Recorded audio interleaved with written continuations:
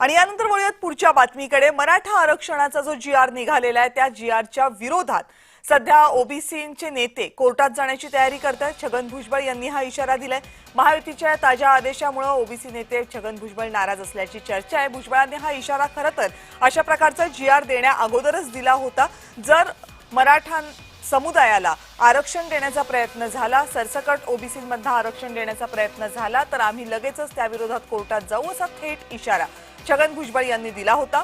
आणि त्यानंतर आता जेव्हा जी.आर. निघालाय तेव्हा त्याला आव्हान देण्याची भाषा छगन भुजबळ यांनी केलेली आहे। खरं तर छगन भुजबळ हे त्याच सरकारमधले मंत्री आहेत ज्या सरकारनं हा जी.आर. काढलेला आहे, ज्या सरकारनं मराठा समुदायाला, मराठा समाजाला आरक्षण देण्याचा निर्णय घेतलेला आहे।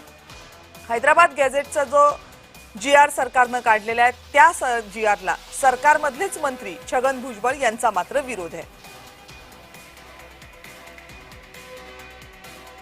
न्यायालयात जाणार होय कायदेशीर होय आपण या संदर्भात न्यायालयात जाणार होय कायदेशीर होय।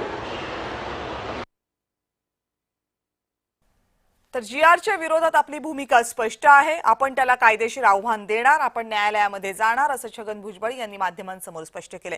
या सगळ्या बाबतीत ज्या ज्या अपडेट्स घडतील त्या सगळ्या आपल्यापर्यंत पोहोचवत राहू। आता वेळ झाली छोट्याशा ब्रेकची। पाहत रहा जय महाराष्ट्र।